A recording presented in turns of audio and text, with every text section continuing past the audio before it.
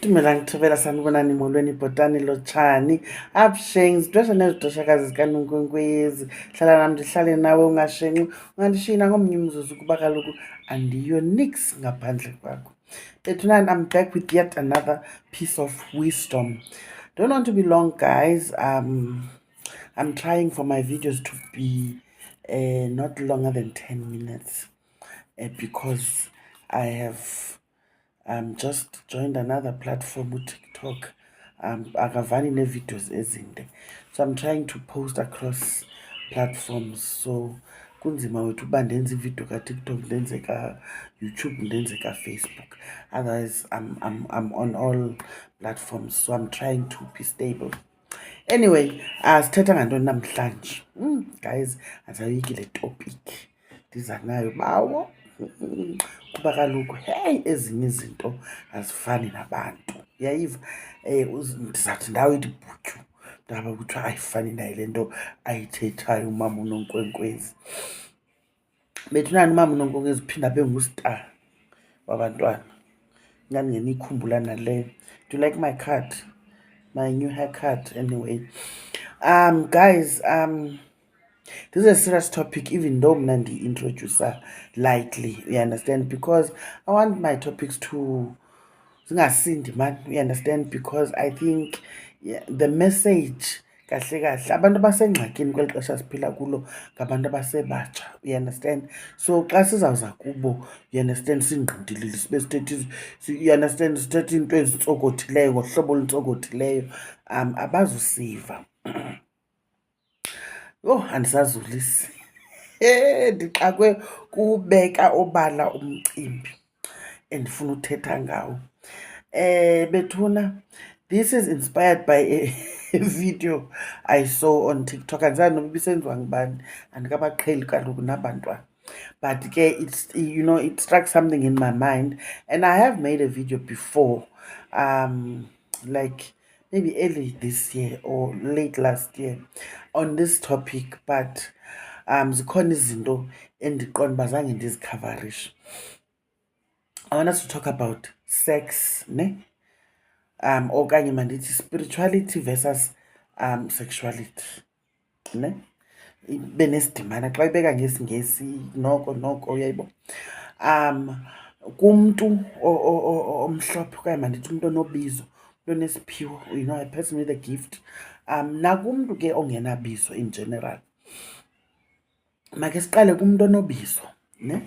Umntu onobizo siyayazi mos uba ngumntu ohamba nabantu abadala. Now it can be two ways. Njengoba mna ndingukhanya igama lam lasekhaya lokubheka, uyayiva, ndinguNonkwenkwezi igama lobugqirha, ndingugogo ukholekile, you understand, meaning ndihamba kahle kahle ndingumkhulu ukholekile, but ke people will call me gogo ukholekile because I am female, but ndingumntu ohamba namakhehle, you understand, meaning most of my leading spiritual guides ngabantu abangamakhehle, you understand. So ixesha elinintsi mna ndibudodarha, you understand, hence ii-relationships ziba tricky kumntu ofana nam. Ayindimndedwa, bakhona nabanye abanjengam, you understand. Asibabanga, asikho ngwanzilili, it's just that sihamba nabantu abangamadoda, you understand, abangafuni ukuphathwa nakanjani na, abangafuni udlwayizeliswa, you understand, abangafuni ukontrolwa. Yayiva ke ngoku, meaning ke ngoku wena mntu uzaziyo into obuhamba namakhehle, yiba nendlela yotshuza ii-partners, you understand.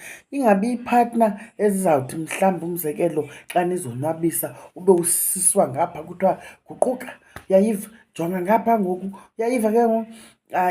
Yabona nje i-situation eza kubeka kwindawo etricky uba nawe ngalo mzuzu usenziwa awukho comfortable, uyayiva le nto into yoba awuyithandi, you understand, umoya wakho awonwabanga, but ke because, you understand, you want to fit in and ucinga into yoba ungalasti nje kwii-relationships, it's because maybe awukho experimental, you understand.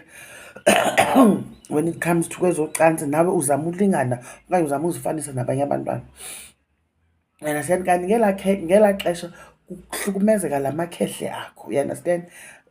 such relationships apho udlwayiselwa khona xa kudlalwa, you understand, umdlalo wasebusuku, awuzulasta, because as soon as nigqiba adikwe finish la maxhego ngulo mfo wakho ukudlwayizelisayo, you understand, ukwenza unonkonkoli ongabhatalwayo.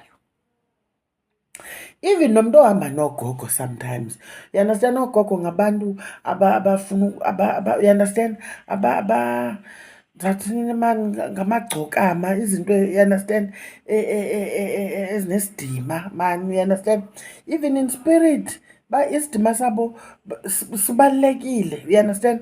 So xa uzawuba ngulaa mntu ke ngoku uqhwatywa iimpunda, andiyazi uba irayithi okanye irongo, uyabona, but ezaa nto mani zikhona iinto ezifani nawe uqonda uba eyi le ndiyenziswa apha noko, you understand.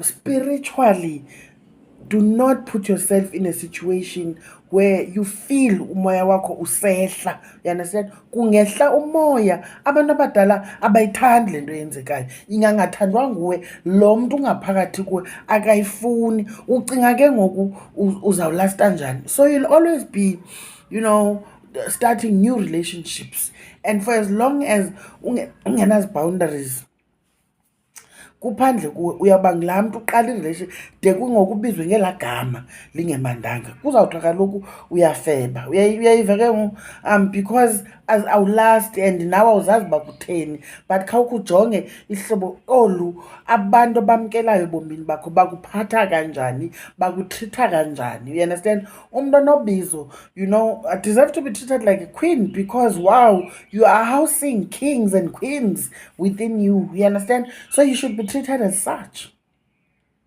Uyayiva, ifana nento yoba uphuma ungena kwii-relationships, namhlanje ngulo ngomso ngulo, you understand. Namhlanje udibene nencindi kabhuti bani, ngomso udibene nompinga entlombeni yaphiphipi, ngomso omnye ngubani, ngubhayi phiphipi, you understand. Yimimoya ngemimoya, ngamaxhego ngamakhehlekazi, abahlambulukeyo ngabangahlambulukanga, uyazingcolisa nje, you understand. Abantu bakokwenu abazukonwaba, awuzuba yile tempile bafuna ube yiyo. You need to be careful, you understand.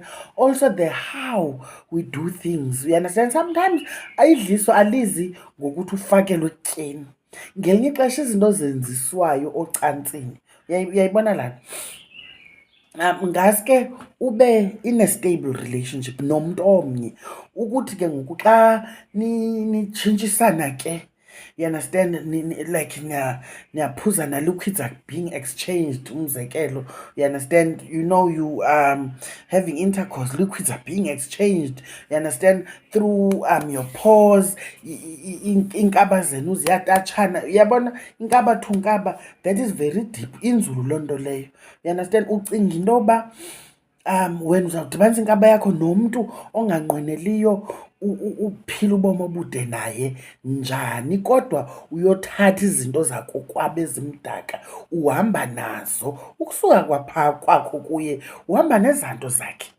yonke laa mithwalo yakhe, ezangqinamba zezidalwa zakhe ahamba nazo, you understand. Imimoya ahamba nayo uyithathile bhabha, ikuwe. Kuthiwe khotha, ukhothe nawe, utyuba umdaka bakhe ukubana ngabe ungumntu ongcolileyo osebenzisa amayeza amdaka, ugqibile uzidlisa wena ngokwakho. Iyavakala ityiwe emngqushweni, okanye ukhothwe wena umntu awugqiba azokuphuza, uyayiva ke ngoku. Yena kwayona indoda nayo kuyafana nje maca. We need to be careful. Umntu omawudlale naye ngumntu noko oqonda into yoba lo idlozi you understand, liyamthabela, liyamthakazelela. Masimjonge umntu, masihlole uba lo mntu uyathandwa okanye akathandwa. Iyathandwa, iyavunywa okanye ayivunywa na, otherwise uzawulahlekelwa yinto sowunayo, uyikhangele ungaphinde uyifumane. Masicamagusheni, ndizayishiya kuloo ndawo, camagu.